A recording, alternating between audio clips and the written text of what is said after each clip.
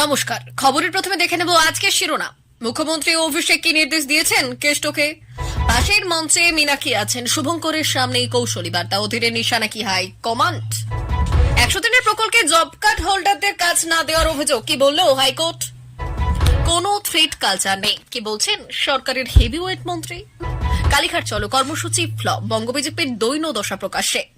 জলে ফেলতে সক্রিয় কি রাজ্য ঘোরালো বিতর্ক, আজিকর থেকে নজর ঘোরাতেই কি প্রশ্ন বিরোধীদের? মানহানির মামলায় 15 দিনের জেল, 25,000 টাকা জরিমানা সঞ্জয় রাউতের। সাইবার জালিয়াতির টাকা ও খোয়া মোবাইল ফোন উদ্ধার, তদন্তে সাফল্য। কলকাতায় লগ্নের ফায়দা তুলবে কে, কৃতিত্বে কারাকারি। কৃষিমন্ত্রী শোভন দেব চট্টোপাধ্যায় ডিভিসির সংকট দ্রুত পদক্ষেপের আহ্বান। আসছি বিস্তারিত খবরে।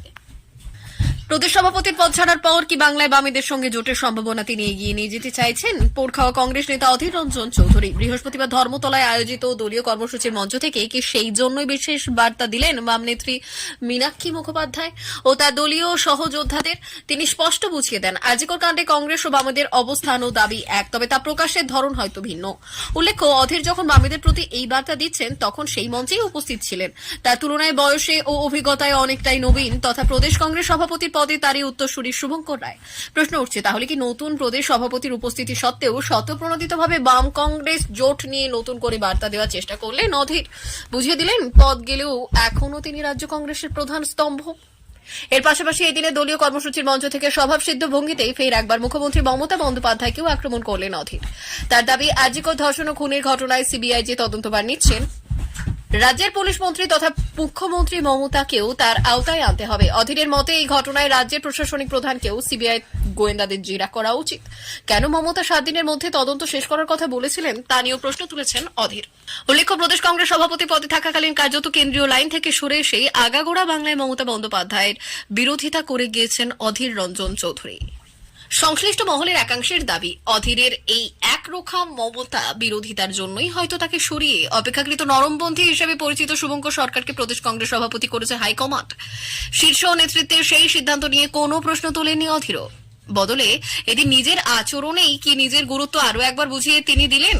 বার্তা দিলেন, বাংলায় বাম কংগ্রেস জোটের সম্ভাবনা জিয়ে রাখতে তিনি আসলে বড় ভরসা। 100 দিনের প্রকল্পে জব কার্ড হোল্ডারদের কাজ না দেওয়ার অভিযোগে কলকাতা হাইকোর্টে দায়ের করেছিল মামলা।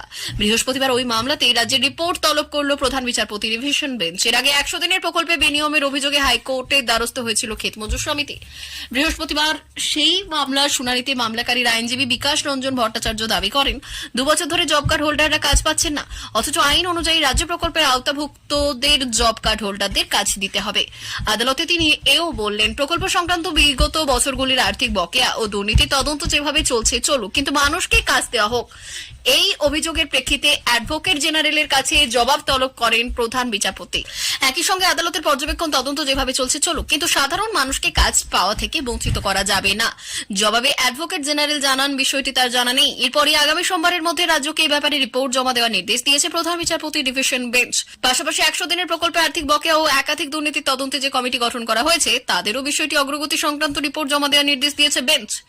বিজেপির কালীঘাট চলো কর্মসূচি হাজরা মোড়ে তৃণমূলের শক্ত ঘাঁটিতে সংগঠনের দুর্বলতা এবং অভ্যন্তরীণ অগোছালো অবস্থার দিকটি স্পষ্ট করে দিয়েছে। এই কর্মসূচিতে উপস্থিতির সংখ্যা ছিল অত্যন্ত কম, যেখানে মাত্র হাতে গোনা কিছু বিজেপি কর্মী উপস্থিত ছিলেন। নেতাদের বক্তব্যে পুরো কর্মসূচির অগোছালো এবং প্রস্তুতির অভাব স্পষ্ট করে ওঠে।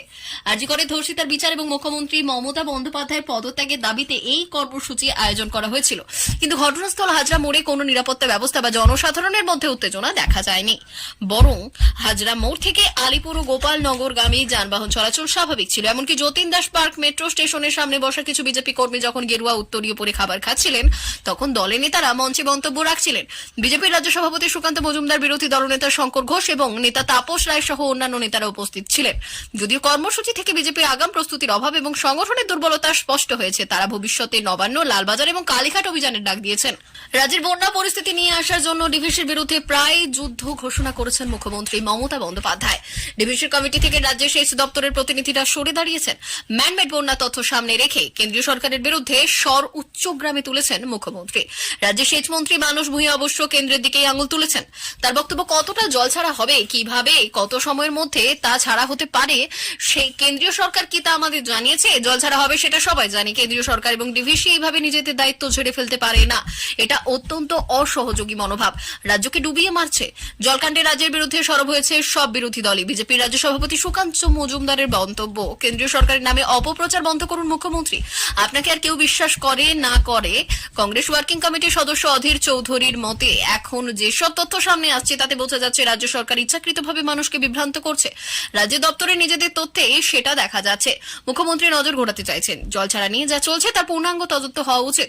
প্রয়োজনে আদালতের দ্বারস্থ হওয়ার ইঙ্গিতও দিয়েছেন তিনি। সিপিএম এর কেন্দ্রীয় কমিটির সদস্য সুজন চক্রবর্তীর মন্তব্য, ডিভিসি তথা রাজ্যের নিজের দপ্তরে চিঠি এবং তথ্য সবই গোলমাল ধরিয়ে দিচ্ছে। মুখ্যমন্ত্রী নাটকবাজি করে দৃষ্টি ঘোরাতে চান আন্দোলন থেকে, এতেই উনি অভ্যস্ত। ডিভিসির একটি সূত্রের খবর, সংশ্লিষ্ট কর্তৃপক্ষের তরফে শ্রমিক কর্মীদের উদ্দেশ্যে একটি বিজ্ঞপ্তিতে উল্লেখ করা হয়েছে রাজ্যের কিছু অংশে বন্যা পরিস্থিতি তৈরি হয়েছে। সেই সব দুর্গত এলাকার বাসিন্দাদের সাহায্যে একদিনের মূল বেতন মুখ্যমন্ত্রীর ত্রাণ তহবিলে দান করার অনুরোধ জানানো হয়েছে সেখানে। বিজেপির কালীঘাট চলো কর্মসূচি হাজরা মোড়ে তৃণমূলের শক্ত ঘাঁটিতে সংগঠনের দুর্বলতা এবং অভ্যন্তরীণ অগোছালো অবস্থার দিকটি স্পষ্ট করে দিয়েছে। এই কর্মসূচিতে উপস্থিতির সংখ্যা ছিল অত্যন্ত কম, যেখানে মাত্র হাতে গোনা কিছু বিজেপি কর্মী উপস্থিত ছিলেন। নেতাদের বক্তব্যে পুরো কর্মসূচির অগোছালো এবং প্রস্তুতির অভাব স্পষ্ট হয়ে ওঠে। আর্জিকরে ধর্ষিতার বিচার এবং মুখ্যমন্ত্রী মমতা বন্দ্যোপাধ্যায়ের পদত্যাগের দাবিতে এই কর্মসূচির আয়োজন করা হয়েছিল।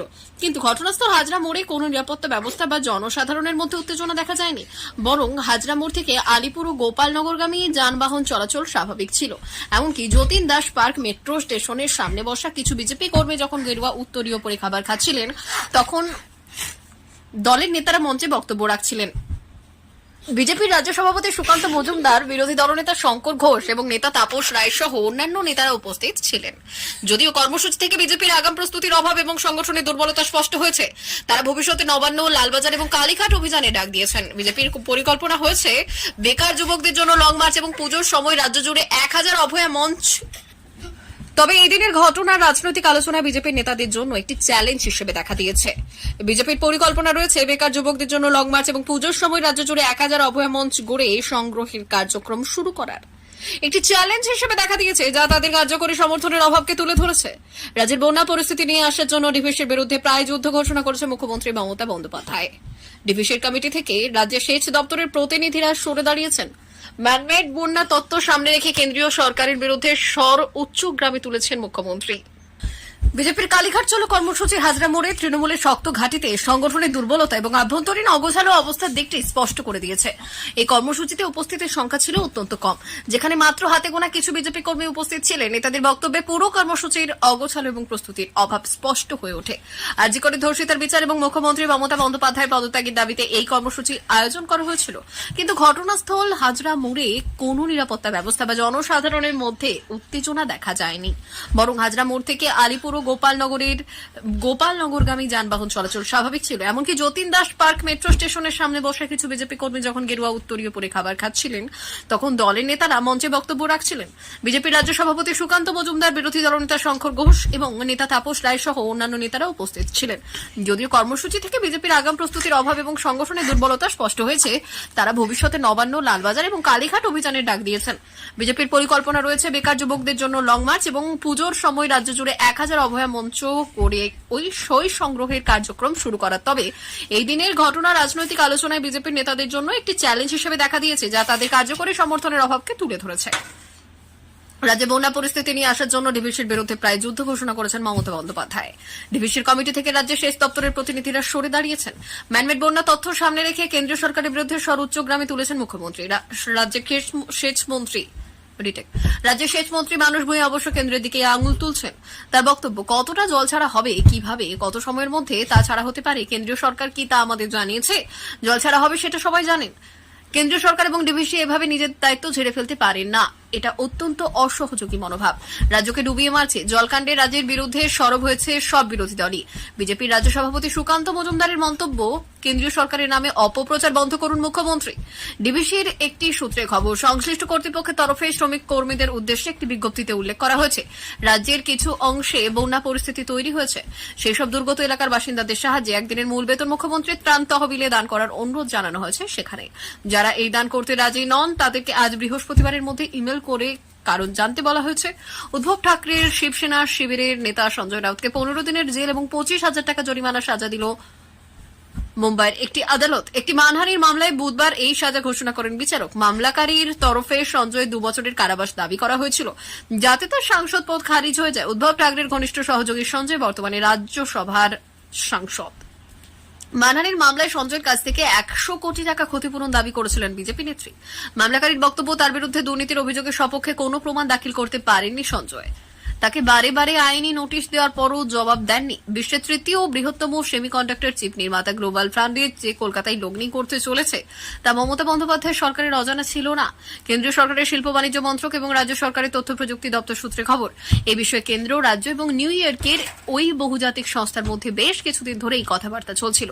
কেন্দ্রীয় শিল্পোন্নয়ন সচিব অমরদীপ সিংহ ভাটিয়া আজ বললেন, কেন্দ্রীয় সরকার 2022-এ সেমিকন্ডাক্টর মিশন চালু করেছিল। প্রধানমন্ত্রীর সাম্প্রতিক আমেরিকা সফরে ফের এই শিল্পে জোর দেওয়া হয়েছিল। রোজকার নিয়ম নয়, সেমিকন্ডাক্টর বা অর্ধ পরিবাহী পদার্থ দিয়ে তৈরি চিপ এখন সমস্ত রকম ইলেকট্রনিক যন্ত্রপাতি, গাড়ি, স্মার্টফোন, ল্যাপটপ, বায়ু এবং সৌর বিদ্যুৎ তৈরির যন্ত্রাংশ, কৃত্রিম মেধা ক্ষেত্রে অত্যাবশ্যক। কেন্দ্রীয় তথ্য প্রযুক্তি মন্ত্রকের এক শীর্ষ কর্তা বললেন, ভারতে এখন বছরে $2,500 কোটি মূল্যে সেমিকন্ডাক্টর চিপ প্রয়োজন হয়। 4-5 বছরের মধ্যে তা $10,000 কোটি পৌঁছে যাবে। এক্ষেত্রে স্বনির্ভর হয়ে উঠতেই মোদী সরকার 2022-এ সেমিকন্ডাক্টর মিশন চালু করেছে। তার মতে, গ্লোবাল ফাউন্ডেজের জেপ কলকাতা পাওয়ার সেন্টার এই প্রযুক্তি ক্ষেত্রে গবেষণা এবং তা কাজে লাগানোর ক্ষেত্রে গুরুত্বপূর্ণ কেন্দ্র হয়ে উঠবে। প্রিয় দর্শক, আমাদের চ্যানেলের নিয়মিত ভিডিও পেতে চ্যানেলটি সাবস্ক্রাইব করুন। ধন্যবাদ।